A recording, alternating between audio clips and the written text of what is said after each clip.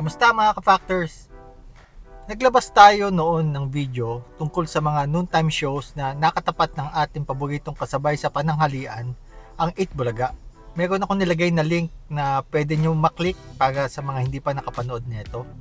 At sa nasabing video na ito, madami sa inyo nakapuna na meron akong mga hindi na isamang shows. Kaya heto na mga ka-factors, matapos ang ilang araw ng research, halina at pag-usapan natin ang mga noontime shows na sumubok humarap sa napakalaking kompetisyon ng mga pananghaliang palabas. Unahin na natin ang palabas na Chibugan Na. Ang Chibugan Na ay isang noontime variety show na pinalabas sa RPN 9 noong kalagitnaan ng dekada 90. Tinataya mula 1993 hanggang 1996. Layunin nito makipagsabayan sa mga malalaking noontime shows gaya na Itbulaga at Sanglinggo na po sila noong panahon na iyon. Ang mga host ng show na ito ay sina Rico J. Puno, Taji Alejandro, Arnel Ignacio, Chiqui Pineda, Michelle Aldana at Gino Padilla. At tulad ng ibang noontime shows, puno ito ng kantahan, games at audience participation. Ang ilan sa mga segments na sumikat sa show na ito ay driver singing contest at video watch. Aaminin ko mga ka-factors, isa ako sa mga tumutok noon sa show na ito. Natutuwa kasi ako sa bagong estilo ng pagpapatawa ni Arnel Ignacio. Kung tutuusin, siya ang nagsimula ng stand-up comedy style sa TV show Ang estilo na sikat na ngayon. Medyo naging mahirap lang kasi ang kompetisyon sa noontime show wars. Kasi sa mga panahon ito, lumipat ang Itbulaga sa GMA7 at pumasok naman ang Sanglinggo na po sila sa ABS-CBN. Kaya ang naging focus ng mga viewers ay sa dalawang higanting shows na lamang. Isunod naman natin ang programang Hey, It's Saturday. Matapos ang sunod-sunod na laban ng mga noontime show sa weekdays, naisip ng TV5 na bigyan naman ng sariling saya ang Sabadong tanghali. Kaya nila naisipan na gawin ang Hey, It's Saturday. Isang weekend variety show na puno ng kantahan, sayawan, comedy skits at games para sa buong pamilya. Ang ilan sa mga host nito ay sina Marvin Agustin, Alex Gonzaga, JC De Vera, Kian Cipriano at DJ Laila Chicadora. Bagamat saglit lang ang tinagal ng Hey, It's Saturday mula 2011 hanggang 2012, ito ay naging patunay ng TV5 sa kanilang pagsisikap na makabuo ng mga bagong format sa weekend entertainment. Ang sunod sa ating listahan naman ay ang Tropang LOL o Lunch Out Loud.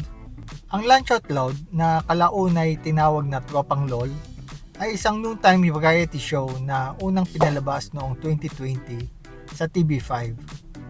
Pinangunahan ito ng mga kilalang host tulad nila Billy Crawford, Alex Gonzaga, Bayani Agbayani, Kay Brosas at Waki Kiray. Kasama pa sina Casey Montero, Mateo Giudicelli at Jessica Marasigan.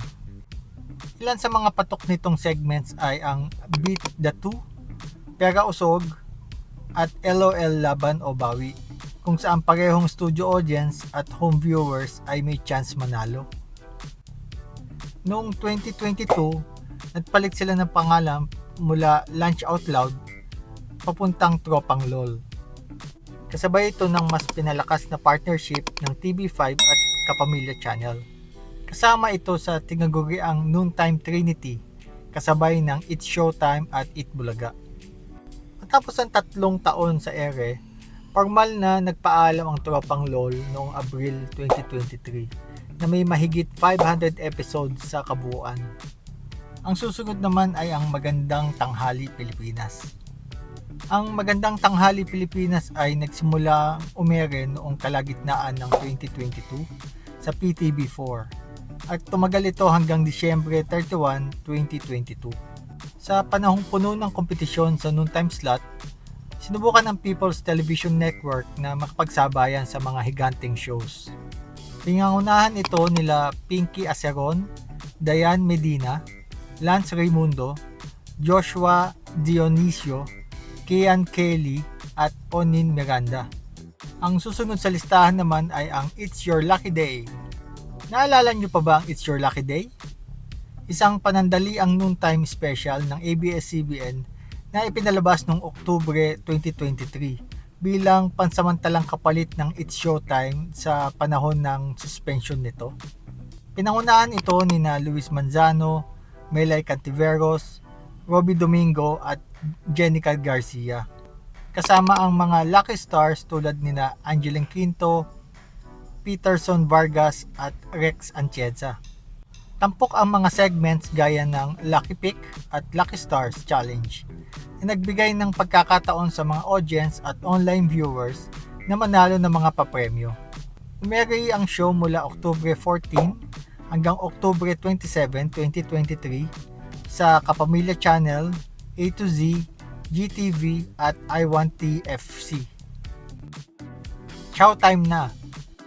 Ang Showtime na ay pinalabas mula Mayo 2004 hanggang Oktubre 2006 sa IBC 13 bilang tangkang revival ng tradisyonal na noontime variety format. Pinangunahan ito nila Arnel Ignacio, Patricia Javier, Long Mejia, Lani Lazatin at Ethel Buba na nagdahatid ng halakhak, kantahan at palaro sa tanghalian. Bagamat hindi nito nalampasan ang kasikatan ng mga kalabang istasyon. Ang Showtime na ay naging simbolo ng pagpupursige ng IBC na muling makapasok sa kompetisyon ng noontime entertainment. Sunod natin ang Happy Time.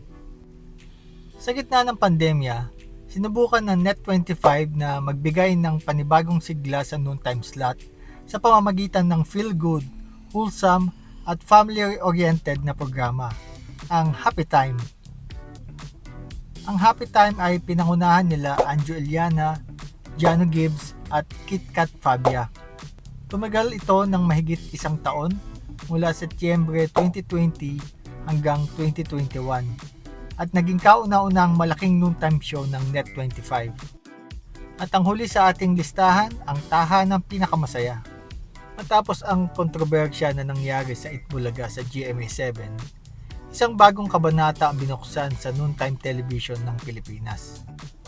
Noong Enero 2024, pinakilala ng Tape Inc. ang bagong programa sa GMA7, ang Tahanang Pinakamasaya.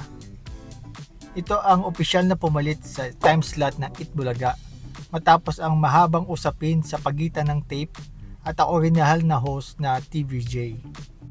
Pinangunahan ito nila Yorme Isko Moreno, Paulo Contis, Betong Sumaya, Buboy Villar at mga kapuso stars tulad nina Cassie at Mavi Legaspi, Winwin Marquez, Kokoy de Santos at Glyza de Castro.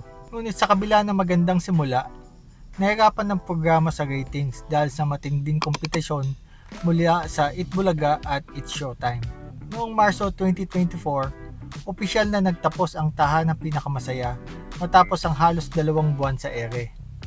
Kaya pala 2 buwan lang ang bilang kasi nagsimula tayo noong nabawi ng Itbulaga ang rights ng paggamit ng pangalan at hindi EAT lang ang gamit nila.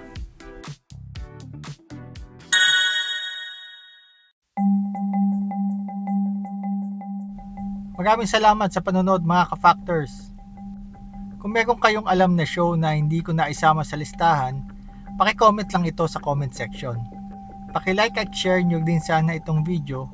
Malaking tulong ito para sa maliit na channel natin. Huwag nyo din sana kalimutan mag-subscribe at tulungan nyo sana akong maabot ang first 1,000 subscribers. Maraming salamat uli mga ka-factors. God bless!